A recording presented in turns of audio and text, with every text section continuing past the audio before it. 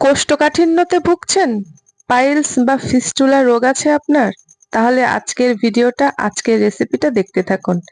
আর হ্যাঁ, হাতির কিন্তু খুব প্রিয় খাবার হচ্ছে কলা গাছ। আর আমারও প্রিয় খাবার কলা গাছ। তাই বলে আবার আমাকে হাতি ভাববেন না। আজকে একটা দারুণ ঔষধি গুণসম্পন্ন রান্না নিয়ে চলে এসেছি। এটা কিন্তু মানুষ ভুলে যেতে বসেছে।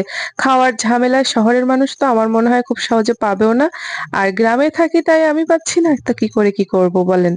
এই রেসিপিটা এতটা উপকারী, এতটা ভালো লাগে, এতটা প্রাকৃতিক তা বলার মতো না। শরীরের জন্য ভীষণ উপকার। কলা গাছের থোড়। আমাদের এখানে থোড় বলে, আপনাদের এখানে কি বলে আমাকে জানাবেন। এটা কাটাও কিন্তু বেশ কষ্টসাধ্য। এই যে কলা গাছ থেকে বারবার খোসা ফেলে ফেলে একদম কলা গাছের মধ্যেখানে যে নরম শাঁসটা থাকে সেটাই। আর সেটা কাটার সময় এই দেখেন আমার হাতের দিকে লক্ষ্য করলে বুঝতে পারবেন, এরকম চাকা চাকা করে কাটবেন আর একবার করে আঙুল পেঁচাবেন। ভেতরে একটা পশম মতো আছে যেটা রান্নার পর গালে পড়লে বিচ্ছিরি লাগে। তাই জন্য এটা আমার মতন এরকম করে কেটে কেটে ফেলে দেবেন। তারপরে জাস্ট আলু ভাজার মতো করে কুচি কুচি করে কেটে নেবেন। আজকের ভিডিওটা আপনাদেরকে থোড় কাটা এবং রান্না দুইটাই দেখাবো। অনেকে থোড় কাটতে জানে না, সেজন্য খেতেও চায় না। আর ভুলভাল করে কাটলে রান্নার পর খেতে একটুও ভালো লাগে না। ওই যে চুল চুল ওইটা গালে পড়ে তখন কিন্তু খুবই অস্বস্তি লাগে। থোড় কিন্তু কলা গাছের মধ্যেখান থেকে বের করার চারটিখানি কথা না, বারবার বারবার করে চিরে চিরে ফেলে তারপরে এই শ্বাসটুকু পাওয়া যায়, যেটা একেবারে সোনার হরিণের মতো লাগে। তো আজকের রেসিপিটা কিন্তু সত্যি কথা বলতে অনেক উপকারী। এখন মানুষ লজ্জায় হয়তো বলতে চায় না, গোপনে ভোগ করছে। যাদের কোষ্ঠকাঠিন্যর সমস্যা আছে, পাইলস রোগ আছে, তারা এই রেসিপিটা বাড়িতে তৈরি করে খেলে বুঝতে পারবেন কত উপকার নমস্কার পেয়েছেন। বন্ধুরা, তনুর রান্নাঘরে আপনাদের সবাইকে স্বাগত জানিয়ে শুরু করছি আজকের ভিডিও। আর আজকে নিয়ে এসেছি একদম অন্যরকম একটা রেসিপি। সবাই কিন্তু এটাকে খুঁজে পাবে না, বা সচরাচর এটা খুব সহজ আজকাল পাওয়া যাবে না। শহরের মানুষ তো খুঁজে পাবেই না। আমি গ্রামে থাকি তাই আমার খুঁজতে বেশ কষ্ট হয়ে গেছে। আজকে নিয়ে এসেছি কলার থোড়। অলরেডি আপনারা দেখে ফেলেছেন কিভাবে আমি থোড়টাকে কেটেছি। আমার তো থোড়টা কাটা কমপ্লিট হয়ে গিয়েছে। আর এবার আমি এটা চিংড়ি মাছ দিয়ে রান্না করব। এটা কিন্তু কাটারও একটা নিয়ম আছে। আজকের ভিডিওতে থোড় কাটা এবং রান্না দুইটাই আমি আপনাদের সাথে শেয়ার করব। আপনারা তো অনেকভাবে রান্না করেন, আমি কিভাবে রান্না করি সেটাই হচ্ছে দেখার বিষয়। তো বন্ধুরা, কেউ কোথাও না গিয়ে চ্যানেলটি সাবস্ক্রাইব করে ভিডিওটা দেখতে বসে পড়ুন আমি কিভাবে কলার থোড়টা রান্না করি। তো আসেন, আমি প্রথমে এই থোড়টাকে লবণ আর হলুদ দিয়ে ভালো করে মেখে নেব, তারপরে রান্নাটা শুরু করব। তো এই যে দেখেন, একদম আলু ভাজার মতো কুচি কুচি করে কেটে নিয়েছি। আর এবার রান্নাটা শুরু করব। এই যে আমি থোড়গুলো খুব সুন্দর করে কেটে ধুয়ে নিয়ে এসেছি, তারপরে লবণ আর হলুদ মাখিয়ে সুন্দর করে চটকে নিচ্ছি। এটা কিন্তু অবশ্যই করবেন, তাহলে থোড়টা খুব সুন্দরভাবে আপনার সহজে রান্না করা যাবে। আর বন্ধুরা, এটার কি উপকারিতা আমি বলছি। এই থোড় যদি আপনারা খান তাহলে আপনাদের, মানে যেটা আমি সহজ বাংলায় বলবো, লজ্জা শরম করে লাভ নেই। সমস্যা তো সমস্যাই, মানে আপনার বাথরুমটা এতটা ক্লিয়ার হবে, আপনি যতই ঔষধ খান বাথরুম ক্লিয়ারের জন্য, আর যে ব্যবস্থাই করেন না কেন এর উপরে কোনো ব্যবস্থা হয় না।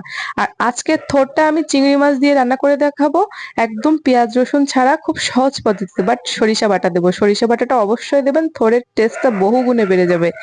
আর বন্ধুরা, পেঁয়াজ রসুন দিয়েও রান্না করা যায়, কিন্তু আমি আজকে আপনাদেরকে পেঁয়াজ রসুন ছাড়া খুব সহজে রান্না করে দেখাবো। তার জন্য কড়াই তেল গরম করে আমি কাঁচা ঝাল, আপনারা চাইলে কাঁচা ঝালটা বেটে দিতে পারেন। শুকনো ঝালটা যেহেতু আমি দেবো না, যেহেতু ওই যে বললাম কোষ্ঠকাঠিন্যর একটা ব্যাপার আছে এখানে, যত কম তেল মশলা ইউজ করা যায়, ঠিক আছে।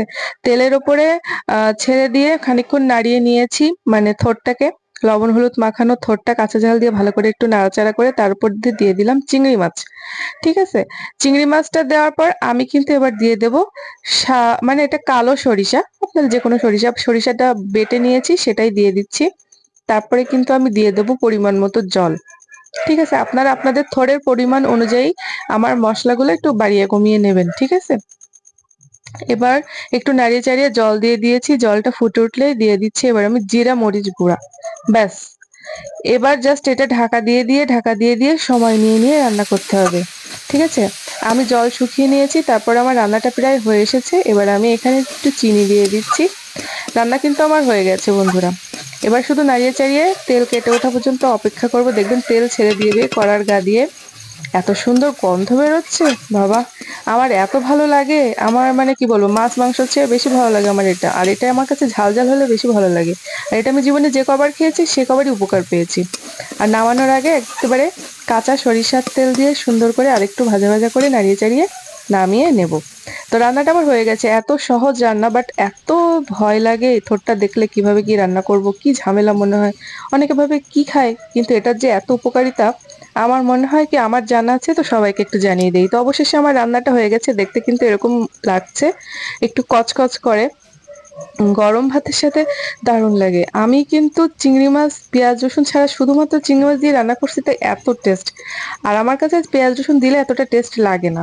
এটা চাইলে আপনারা নিরামিষও করতে পারবেন, আবার চিংড়ি মাছ দিলে আমিষ, না দিলে নিরামিষ, এরকম একটা ব্যাপার। তো যাই হোক, রান্নাটা আমার হয়ে গেছে আর এই সুন্দর হয়েছে। এটা খেলে যাদের কোষ্ঠকাঠিন্য প্রবলেম আছে তাদের মানে বাথরুমটা ক্লিয়ার হয়, অনেক অনেক বেশি ক্লিয়ার হয়। কলা গাছ খেয়ে মানে কি বলবো, সেটা আর বলছি না। সকালবেলায় বুঝতে পারবেন যেদিন খাবেন তার পরের দিন।